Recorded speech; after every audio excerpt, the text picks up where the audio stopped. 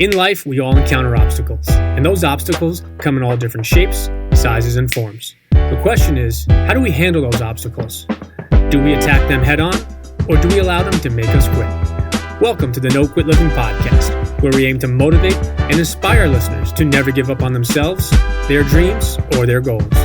We will interview successful people from all walks of life as they share their no-quit stories when they had the choice to give up or give in, but they didn't. We thank you for listening, and we hope to be that jolt of positivity as you go for your greatness. Welcome to episode number 178 of the No Quit Living podcast. I'm your host, Christopher J. Worth, and today's theme of the day is mindfulness. Our quote of the day comes to us from John Kabat-Zinn. Mindfulness is a way of befriending ourselves and our experience.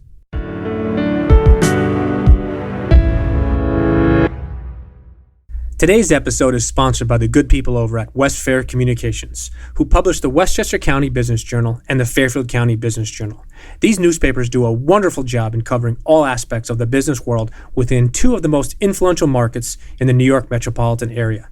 You can also take advantage of their daily news feeds, which keep track on the companies and thought leaders in these important regions. For more information, take a look at www.westfaironline.com. Trust me, once you start reading, you won't quit. I'm excited to bring you today's episode. Our theme of the day, mindfulness, is a topic that has been recently often spoken about, written, and plastered all over social media. Today's guest gives her opinion on the topic, and I think you will really enjoy hearing Jen Moff's point of view. I hope you enjoy today's episode. Jen, I'd like to welcome you to the No Quit Living podcast. Thank you so much. I'm so excited to be here. Appreciate it. So the first question we ask everybody is, are you ready to bring it today? There is no question that it has already been beraten.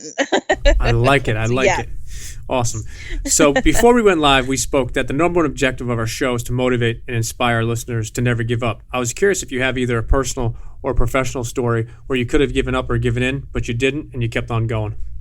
Yeah, absolutely. This is something that I really feel strongly about, like resiliency, because you don't get anything in life that you want without developing that muscle. So I've got a lot of good stories to pick from, but the one in particular is definitely around building my business and understanding the journey that I've taken to get it to where it is today. So I got this divine download back in the summer of 2012 that I was going to take over Tony Robbins' job. And I was kind of shocked by it because I just was laying on a chair on the 4th of July sunbathing, and it came out of nowhere, but it wouldn't leave. And I had to sit down and think, okay, well, what would that look like? So I pulled out a notepad and started writing, okay, if I'm going to be a speaker, what do I need to do? Well, I've already got a background in theater and acting and improv, so check. But maybe I need to join Toastmasters or learn the art of storytelling or find some easy wins in opportunities to speak locally. So I started making this list and then thinking, oh, I need a website and I need this and I want to have that. And so the list just kept getting exponentially longer and longer. And that made me realize that this journey is always going to have a quote to-do list. And it's never not going to be there. But the first thing that I had to kind of work through, my inner game, if you will, was owning the label of entrepreneurship. And I had a lot of baggage around that. And if I couldn't even claim that that's, a label for myself, a role that I wanted to embody and felt called to work on, then I was not going to get very far in that journey at all. So that was one layer. And over the course of the next, 5-6 years, gosh, it's 6 years now because it's 2019. There's been lots of other pieces of the puzzle. I've lost day jobs repeatedly. I've had $10,000 worth of credit card debt that I had to pay down. I had lost a dear family member that made me completely check out of the business. So I had to rebuild it all from scratch. And more recently, realizing that my business model wasn't aligned for me anymore and having to rebuild that. So there's this constant breaking things down and burning shit to the ground to build it back up again. And I can't imagine just stopping at any point and saying, okay, I'm content. I'm ready to quit working on this business. I'm ready to quit working on myself. It's just a non-negotiable at this point. I can't imagine giving anything up. I appreciate you Yeah. sharing. You touched on quite a few things. So I wanted to just ask you if you wouldn't mind just giving our listeners a little bit of background of who you are and what exactly you do Yeah. today. So I am a business and relationship coach for burned out entrepreneurs who want to experience some exquisite self-care, radical intimacy, and really overcoming any residual impact of imposter syndrome that may be showing up in their lives at any point. And I do that with the tool that I've pioneered called the mindfulness based manifestation method. And that is something that is completely unique in the industry. Mindfulness has been used for a lot of different things in the East, for philosophy and religion, and then brought to the West like 40 so years ago by John Kabat-Zinn to help with stress reduction. And it's been more secularized. But I found that when I was introduced to it in 2012, after undergoing a very, very dark period, lots of existential crisis, depression at that moment, that mindfulness is really a powerful tool to aid with inner transformation and empowerment, most of all. And the more empowered we are, the more able we are to go after what we want and create the life, the business, the relationships that we really desire. So I came to all of that because of some abusive relationships and some unfortunate job experiences, but it's brought me to where I am today, and I'm thrilled to pieces about it. You know, I love that you touch on that. Is you had some challenges along the way, but it brought you to where you are today. And I think that's something that people, I think, often miss is they look at, especially in social media today, they look at where people are, the success that they have, and they say, wow, that person, I don't want to say is lucky, but a lot of times people say, well, if I had that or if this happened to me. And I think what we don't touch on enough is what happens along the way. But I wanted to just pick your brain for a second, because when you and I spoke on the phone last week, I referenced that the word mindful and mindfulness has been all over the media in the last, I'd say, 6 months, whether it's in books, whether it's online courses. And I wanted to just ask you, maybe if you could just touch on very briefly what you think mindful or mindfulness means in regards to both business or personally. Yeah. So mindfulness has its roots in an Eastern philosophy, and I think what it's kind of become today in business or personally is kind of this. It's almost like this magic pill that I think a lot of people are seeing. They're thinking, "Oh, what is this new trendy thing?" And I think when people use the term, there, especially in things that we may read about it, there's this oversimplicity of what it is. And because of it, the people that I come across genuinely don't understand it. They still don't understand what it is, how to practice it, any of that stuff. So I'm super glad you asked the question. Um, in my opinion, mindfulness is a way of living. It's a way of operating in the way we approach every experience that we have. So there's a formal practice, and then there's an informal practice. To me, the formal practice is about an activity that we do to build that muscle in the mind so that how we approach life shifts from one mindset to another. And the informal approach is operating in that new mindset. So an example would be formal mindfulness is doing a meditation. And in my experience and the way I work and what I teach is we tune into our bodies first. We bring our attention to our breath and watch it much like we would watch an animal in nature. So we're not trying to engage with it. We're just watching it do what it does without interacting or trying to control. What's tricky about that for people is the only other time we're ever asked to focus on our breath is at the doctor's office when the guy's got the stethoscope up and he's listening. So immediately we're like, oh, I will breathe for you. And it's kind of funny because we don't realize that we're trying to control it until we do. So noticing that breathing happening always, it's an anchor to the present moment. And then with that, we're able to just practice that focus. And what's beautiful here is we'll notice at some point, oh, I'm not thinking about my breath anymore. I'm thinking about this report I've got to write, or this client that I need to serve, or what time I'm supposed to meet my spouse for dinner after I finish up for the day. So you're in your head again. And as soon as you notice that, you can bring your attention lovingly, without any judgment, back to the breath and re-anchor it there. What that does is helps you recognize that you, the core you, the self, is not those actual thoughts, but it is the observer who saw those thoughts. And that realization will allow that separation to grow.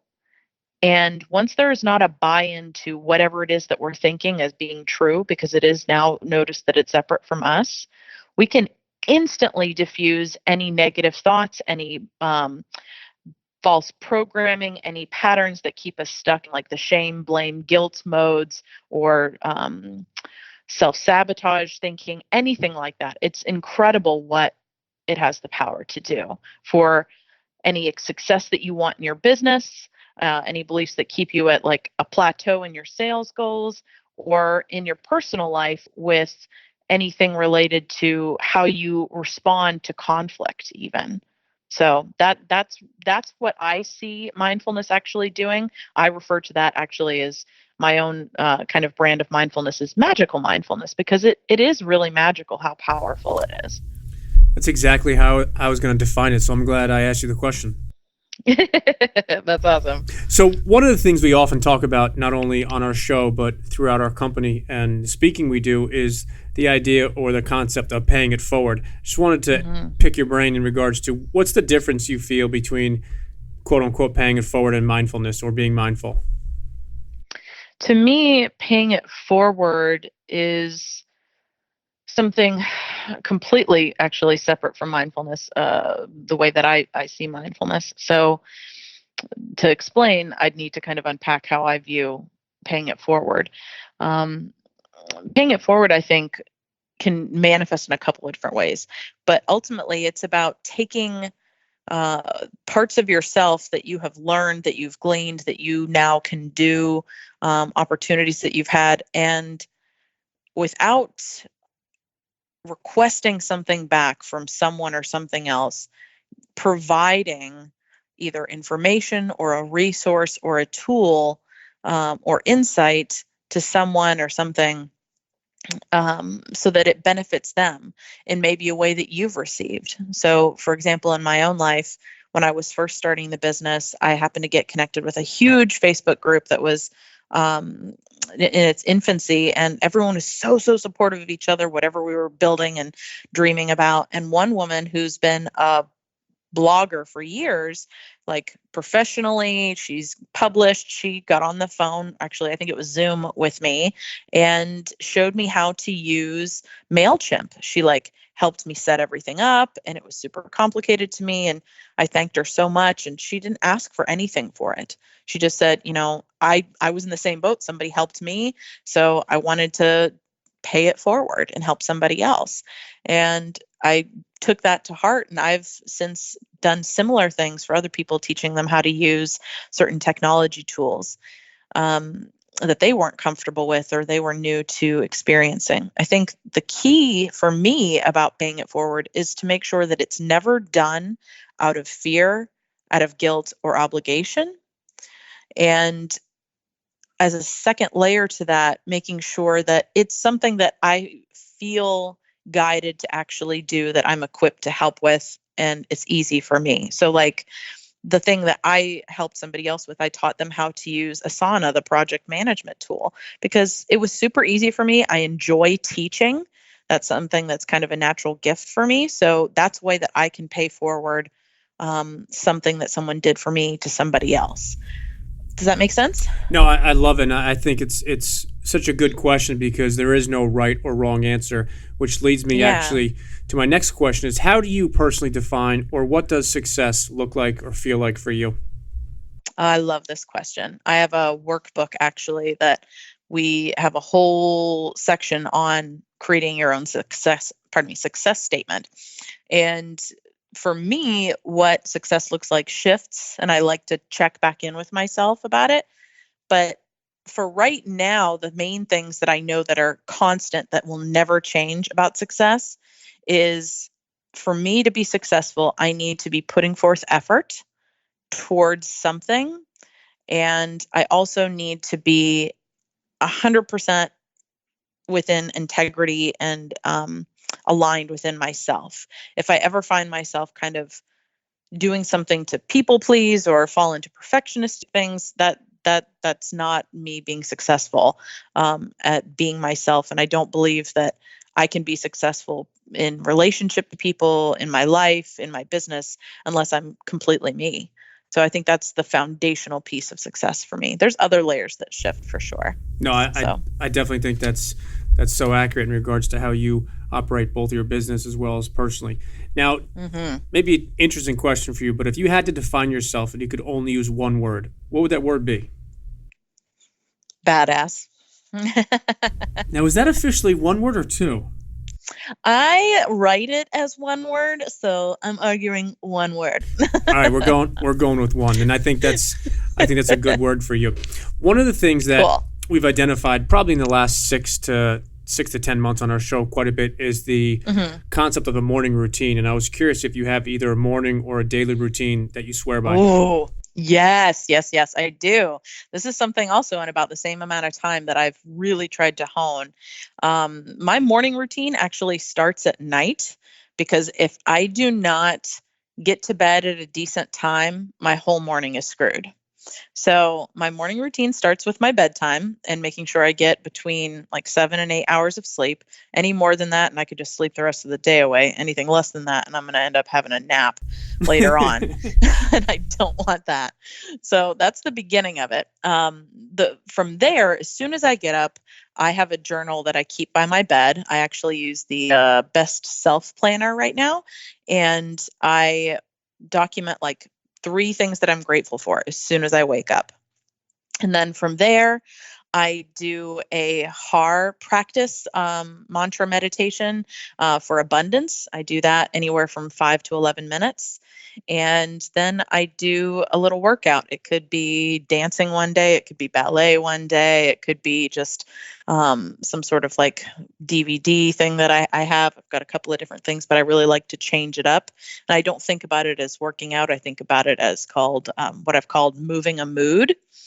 And from there, I make sure I've finished up any other mindset work that I want to do. So if I've got any dreams that I need to journal about, do any like wealth consciousness statements that I want to journal about. And after that, I cook myself a fantastic breakfast, because it's probably one of my favorite meals of the day. And I don't watch TV during it. I keep myself busy in the kitchen listening to kind of my flash briefing from Alexa. So it's a really nice routine that supports setting me up for everything. And then from there, it's shower, full glam, and go do any fun stuff that I have planned. Maybe I do some painting. I like to make sure that I have some creative activities in the first part of my day to really get my juices going before I dive into any meetings or content creation, anything like that. You know, I love that, and I appreciate you sharing your routine. But I think the best thing that you spoke about is the importance of having it start the night before. And I think the other component that you touched on is you have your desired amount of sleep, and that's one thing that we always talk about in the show. Is we love to ask these questions not because any guest has the perfect thing for everybody, but what each guest has, they have what works for them. And the reason I love that question is I'm always hoping to provide information for our listeners to maybe let them think about doing something a different way, or you know what, I hadn't heard about that. But there's a lot of overlap with some of the things, but there's just always a little different spin. And I love the fact that you touched on the importance of the night before, because a gentleman who was on our show a few months back, who wrote the book My Morning Routine, I asked him what is the most important part of a morning routine, and he actually said people miss the boat on this all the time. The most important part is the night before and getting the right amount of sleep. Yes, yes, it's so true though. Because if you see what's wrong with your morning, like it's anything to do with coaching, right? We dig away at what the surface problem is until we get to the root. If you're having problems starting your day in a way that you want, like reverse engineer that so you can make sure that it's supported. And for me, I know that it has to do with bedtimes and sleep. Might not be for other people, but that's all me. No, it's so true, and I love the concept and the idea of reverse engineering something, because that's the best way to find your strengths, but also the best way to find those areas that you can make little tweaks. And I find personally that it's those little tweaks that make a huge difference. Yes, yes, so true, so true. So we always ask our guests if they've read anything recently or they're currently reading anything that they'd like to share with our listeners.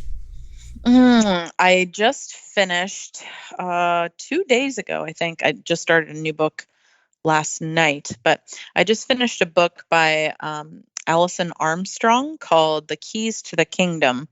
And it's a prequel to her other book, Queen's Code.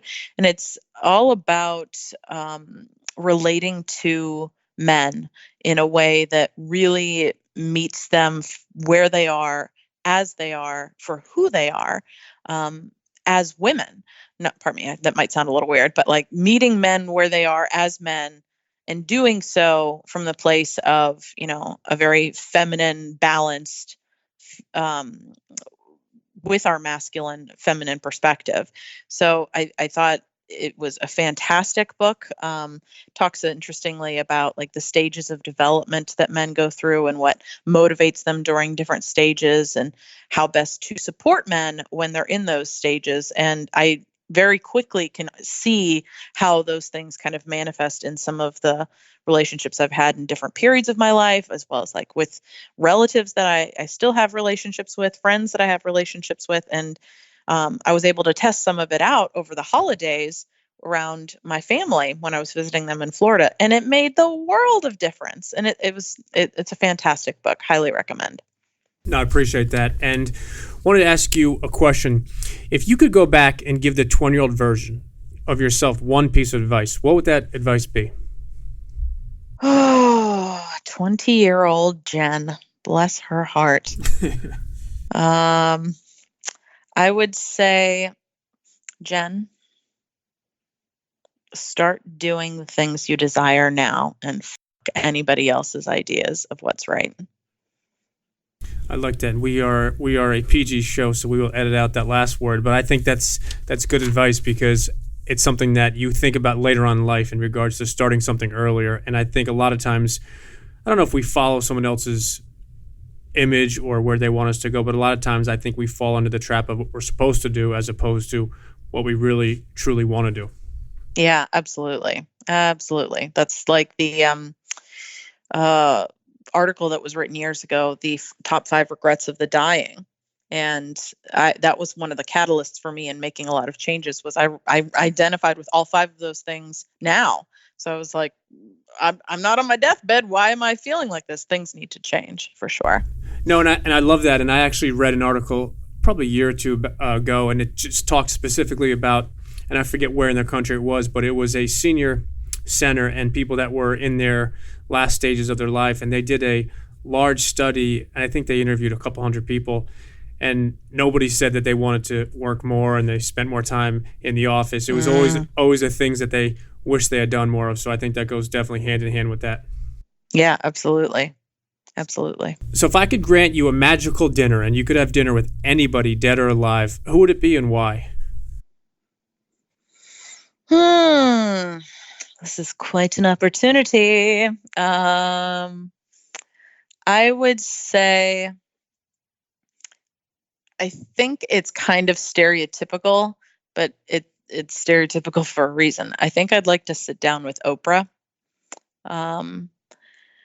Not because I want her to point at me and say, you get a car, but I think even if the things that we talk about are more interview style, or it's nothing different from what you could watch on her show or and read in her magazine, I think the opportunity to make contact with her and build a relationship that I could, have with her over time would be incredible because she's done a great deal with her life, and she ascribes to a lot of the same kind of mindset and beliefs that I have. And to maximize that, I think would be just, I couldn't even imagine. That's just incredible.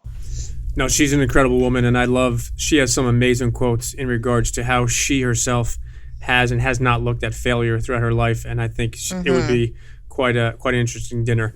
Now, before you and I went live, you told me about you have an exciting retreat coming up in September. I wanted to just ask you to please tell listeners a little bit about that. Yeah, absolutely.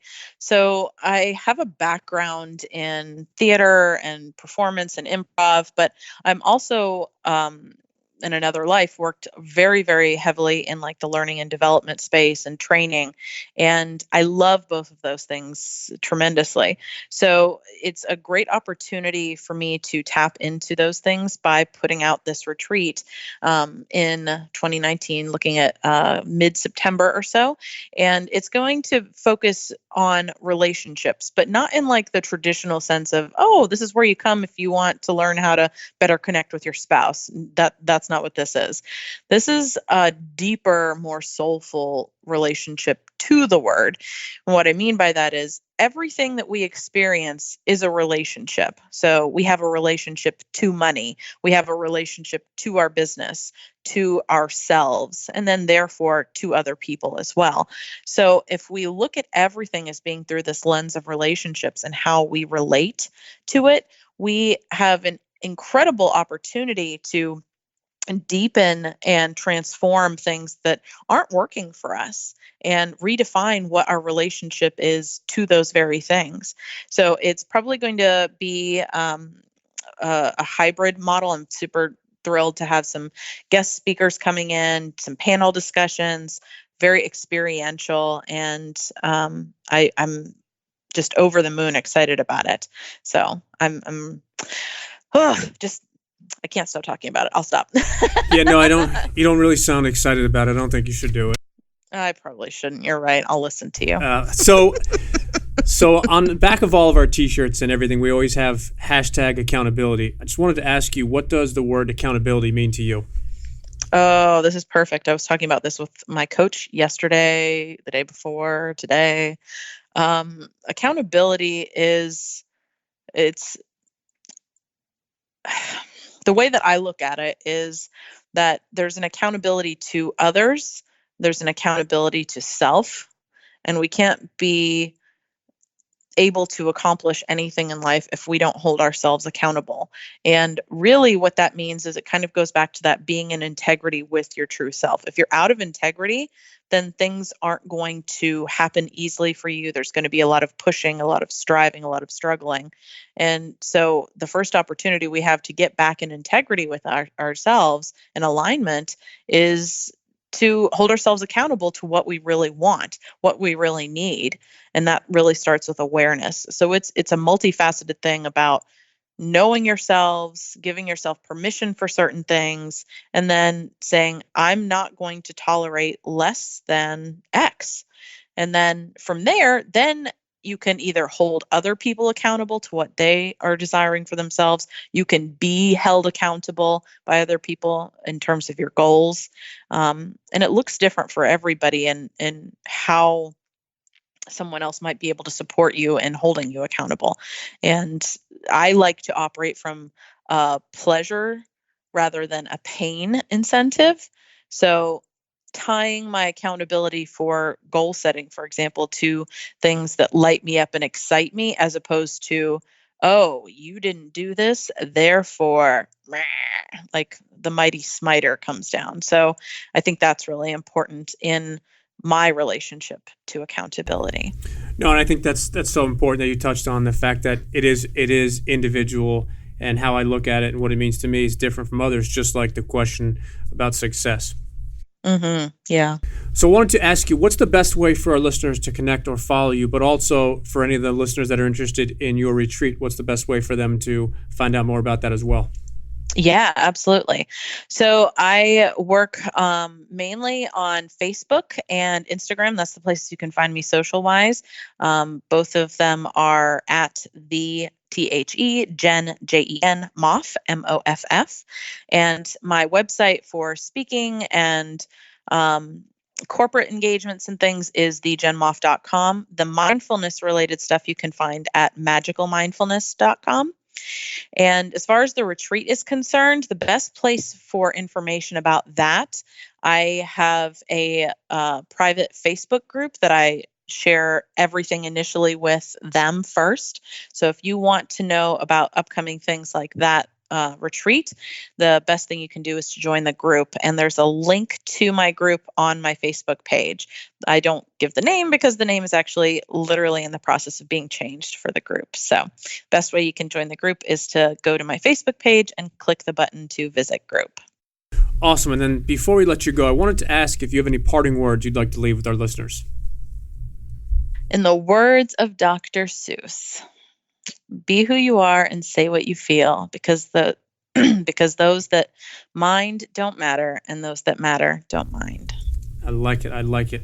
Listen, Jen, I truly, truly appreciate not only your time, but your insight, as well as quoting Dr. Seuss. And I look forward to hopefully staying in touch and talk with you soon. Yeah, absolutely. Thank you so much for having me. It was so much fun.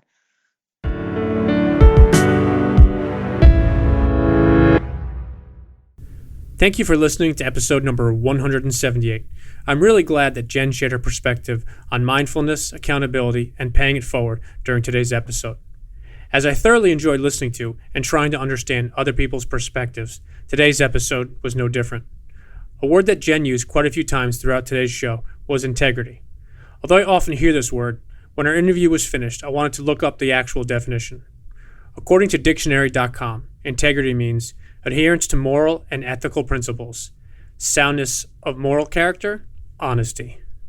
To conclude today's episode, I would like to challenge everyone today to think about the word integrity.